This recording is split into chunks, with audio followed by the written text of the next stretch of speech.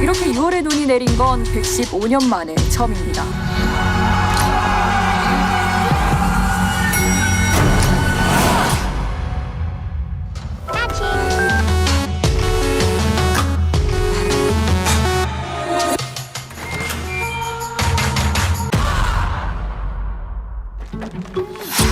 이 정도면 보통 인연이 아닌 것 같은데 그쪽은요?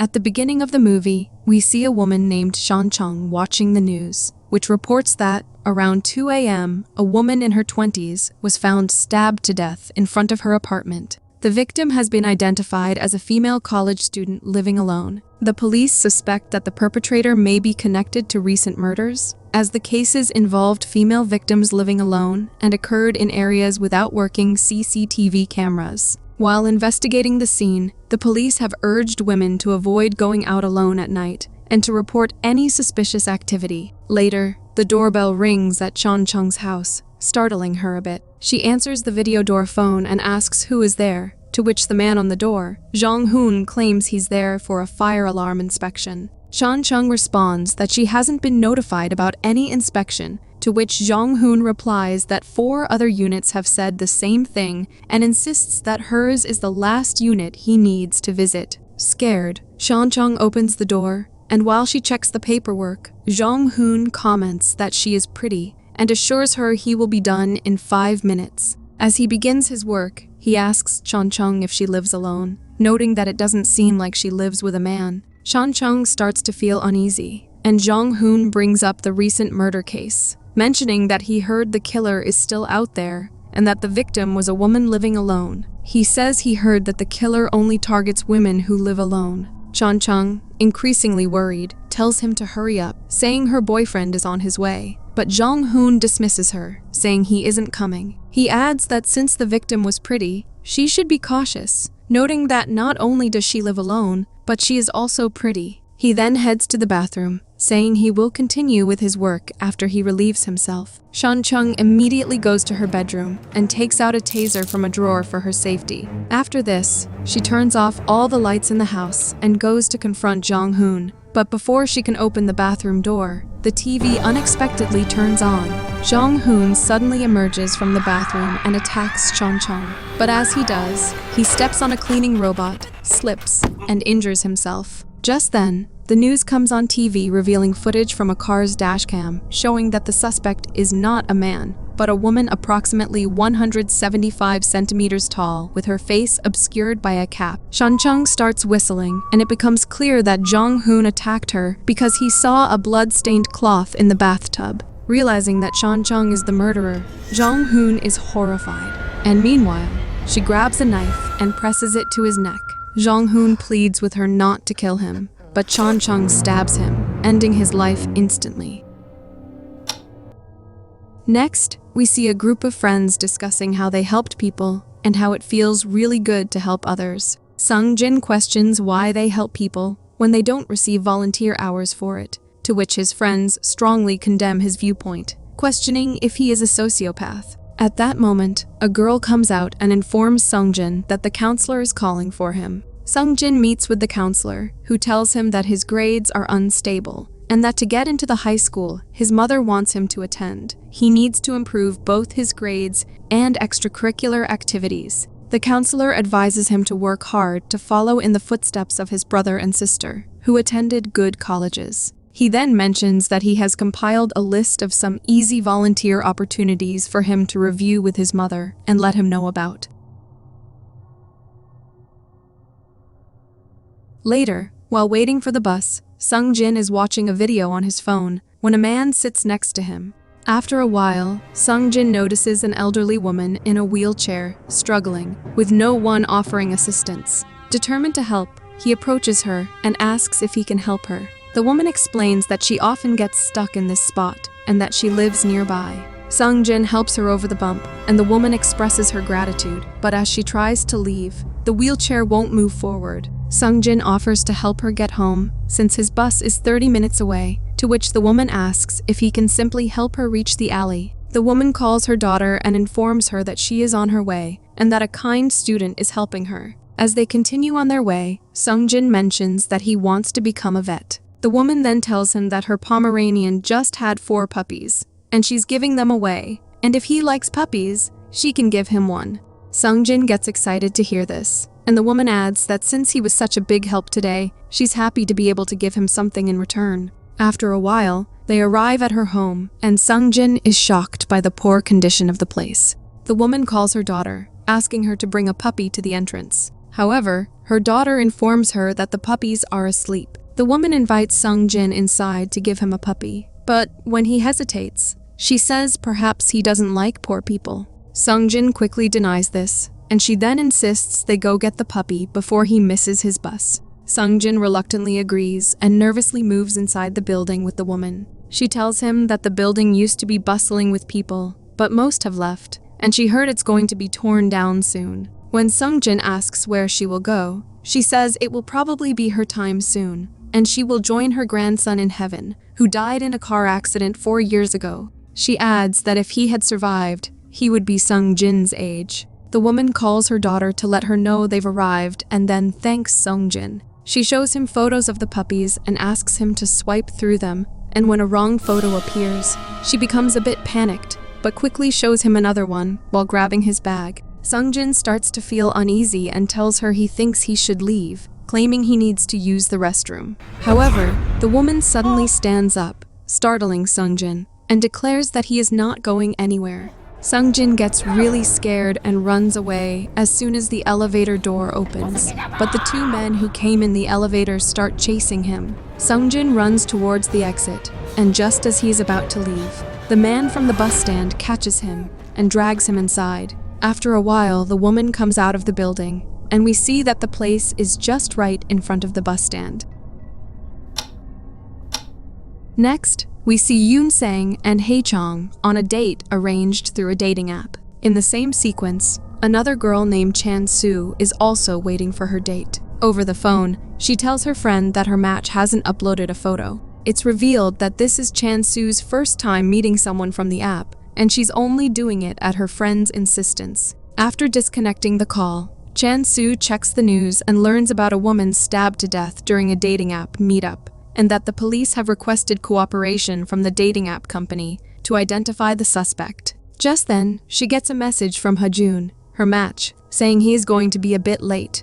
Chan Soo replies that he is already late and he is not leaving the best first impression, to which Hajun replies that something important came up. Meanwhile, Hae Chong looks at Aun Sang's phone and discovers that he has a match on the dating app. Just then, Aun Sang arrives and asks, "Why is my dad's phone here?" Hae Chong accuses him of trying to get multiple girls by using 2 phones. Aun Sang asks if she's angry, to which she responds by calling him a horny loser who's trying to pick up as many girls as possible. Won Sang retorts that she's no different, to which Hae Chong gets up and calls him a piece of trash as she storms off. Meanwhile, Chan Soo receives a text from Hajun asking how he will recognize her. Chan Soo replies that she is carrying a yellow bag and asks how she will recognize him, to which he responds that she doesn't need to know, as he will come and find her. Chan Soo sets her phone aside and starts washing her hands, but only then she gets another text saying that he has found her.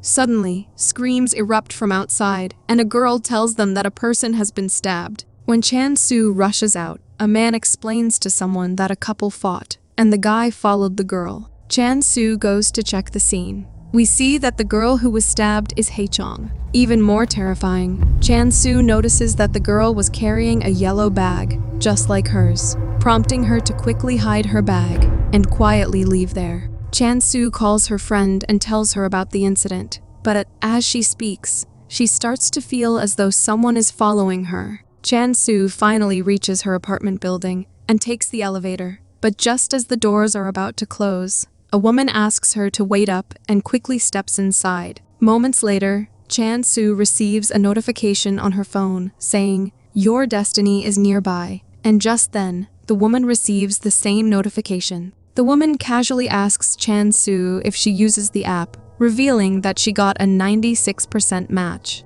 The woman is then revealed to be Shan Chung. and Chan Su is horrified to see that the match profile is Hajun's. Shan Chung suddenly steps closer, showing Chan Su a knife, and menacingly asks, "Is the yellow bag in there?" Without warning, she viciously attacks Chan Su, stabbing her multiple times and ultimately killing her. Next, we see Yoon Sang explaining to his friend Hoon that after the girl left, the cafe's CCTV captured him following her, and witnesses testified that they had argued, which is why he became a prime suspect. Hoon asks how he managed to clear his name, to which Yoon Sang replies that he had an alibi and explains that he was talking with a new match after he left. Hoon asks Yoon Sang how blood types and zodiac signs determine someone's ideal match. Yoon Sang explains that they help find compatibility, combining 4 blood types, 12 zodiac signs, and moon and rising signs to create over 100 personality types. When Yoon Sang guesses Hoon's blood type is A, Hoon asks how he knew, and Yoon Sang says it's because Hoon is nitpicky. He adds that as a Taurus, Hoon lacks flexibility and adventure. Hoon agrees, and Yoon Sang concludes that destiny forms when coincidence, like meeting someone, and condition, like blood type, zodiac sign, birth date, align. Later, while Hoon is on his way home, he stops by a vending machine to get a cold drink, and during this, a note slips out of his purse. When he crouches to pick up the cold drink, he notices an envelope there. Curious, he opens the envelope and finds some money along with a note inside. The note reads, "Who are you? I'd like to get to know you, and if you feel the same, walk 100 meters to the left of the vending machine." Hoon, feeling uneasy, initially puts the letter back in the envelope, tosses it where he found it, and walks away. However, Yoon Sang's words about destiny echo in his mind, and he goes back to the vending machine to retrieve the envelope, curiosity now getting the better of him. Hoon walks 100 meters to the left of the vending machine and discovers another vending machine. He examines it and finds another envelope inside. The envelope contains a note that reads, "Thanks for believing in me. I would like to know your blood type. I am type O, and if you are type A or B, please continue 120 more steps." Hoon runs 120 steps and finds yet another vending machine. Inside, he discovers another envelope with a note that reads, "What's your zodiac sign? I am Virgo, and I hope you are Taurus." Excitedly, Hoon checks his phone and sees that Taurus and Virgo have a 95% match rate. Following the instructions on the envelope, Hoon continues forward and finds another envelope. Inside, he discovers a photo of a girl, along with a note that says, "Call me above the heart, and I will come to meet you." Hoon, excited, follows the instructions and discovers a heart made of flowers on the road. He steps inside the heart and calls the number provided on the note. A girl answers the phone, and Hoon explains that he followed her clues and arrived as instructed. The girl asks for his blood type and zodiac sign, to which Hoon replies that he is type A and Taurus. The girl thanks him for coming to meet her and asks his name, to which he introduces himself as Hoon. The girl introduces herself as Chae Chong and inquires if he has seen her photo and likes her. Hoon says he does, and Chae Chong responds with relief. Chae Chong then tells Hoon that he seems like a good person and asks him to stay where he is while she comes to meet him. Hoon starts waiting for her, and his note flies back to him as he clicks the heart's photo. When he bends down to pick it up, the girl falls from the building, landing right on the heart. Horrified, Hoon panics and runs away, and the scene ends there.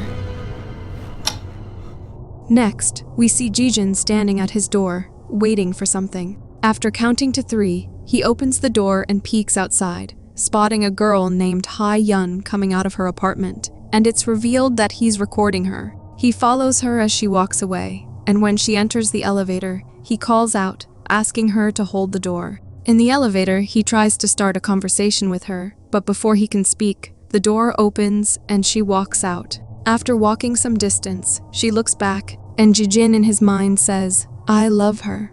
An old woman then asks him to hold the door, but Jijin closes it and inhales Ha Yun's lingering scent. Later, while playing an online game, Jijin talks to another player about the girl. The gamer encourages him to make a move, and Jijin responds by saying she's really pretty and hot. The gamer suggests that it's often the prettiest girls who are single because people assume they already have someone and don't approach them. Jijin admits he'd die to be her boyfriend, describing her as his only source of happiness lately. He then confesses that he saw her panties on the balcony and found them sexy, and it's revealed that the gamer on the other end is a girl named Jin. Jijin nervously asks, "What if she doesn't like me?" To which Jin tells him that she knows he lives next door and didn't mind when their hands touched. The next day, he is standing on his balcony, looking at some couples and thinking how lucky they are. He then takes out his phone and watches the video he recorded of Ha-Yun earlier that morning. Later,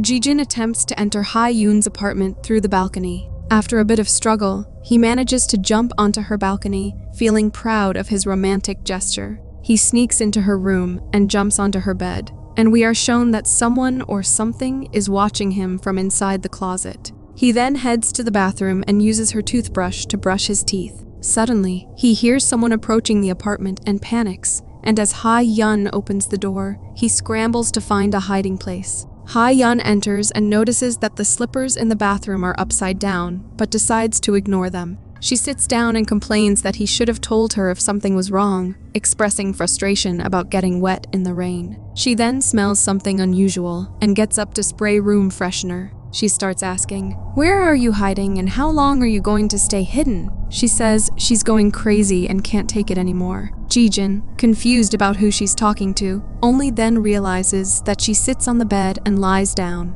After a while, she gets up and takes off her skirt and then her leggings, and he watches as she walks into the bathroom. Jijin comes out of the bed, but only then Ha-Yun opens the door, only to drop her panties outside. Jijin starts to leave, but he stops when he hears her singing, and wonders why she always sings this particular song when he's listening. Lost in thought, he moves forward, questioning whether she knows he's there, and if she's somehow trying to seduce him.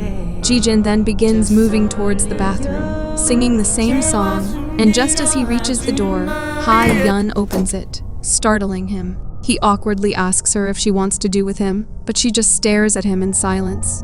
At that moment, a man enters the apartment and is shocked to see Jijin there. Jijin wonders who the man is, and as the man approaches him, Jijin tries to explain himself, but only then the closet door opens and a dead body falls out. Jijin, terrified by the sight, collapses in shock, and the man, moving menacingly towards him, strikes Jijin on the head, ultimately killing him. The man tells Ha-Yun that he found her panties in Jijin's pants and asks her where the toothbrush is that she used to clean the drain. Next, a man buys beer from a store, where the cashier is the same gamer girl Jin. She rings up his bill, and the man rudely throws the money at her before leaving. Later, a drunk Jong-hoon comes to the store, and Jin silently wishes he'd leave quietly. He asks for cigarettes, and during this, Hae-chong walks in. When Jin asks which brand, he tells her to guess. She says, Marlboro, and he responds bingo, though she remembers he bought Dunhill last time. She hands him the packet, but he accuses her of giving the wrong one, ranting that she's looking down on him because his wife left. Jong-hoon starts crying and causing a scene, while Jin curses him in her mind, wishing she could kill him. Just then, Hae-chong approaches the counter, and Jong-hoon begins staring at her, boasting about being the eldest grandson of the 11th generation of his clan, asking if she's fallen for him. Jin threatens to call the cops, prompting Jong-hoon to leave, and as he does, Jin tells Hae-chong that he is always like that. As Hae-chong leaves the store, she receives a notification on her phone that her destiny is nearby. Later, in an online group, a girl named Rainbow writes about wanting to kill an annoying man. Another user replies, "Then just kill him," but Jin responds, "You can't just kill someone like that. Beat him up until he's almost dead, then pause, repeat, and keep beating him, even if he begs for death." Just then, she notices Jong-hoon vomiting outside her store, and when she steps out, she finds that he's thrown up on her scooter. Furious, she storms toward him. Jong-hoon, panicked, tries to run but falls. Jin grabs him, screaming in anger, but after a moment, she lets him go and walks away.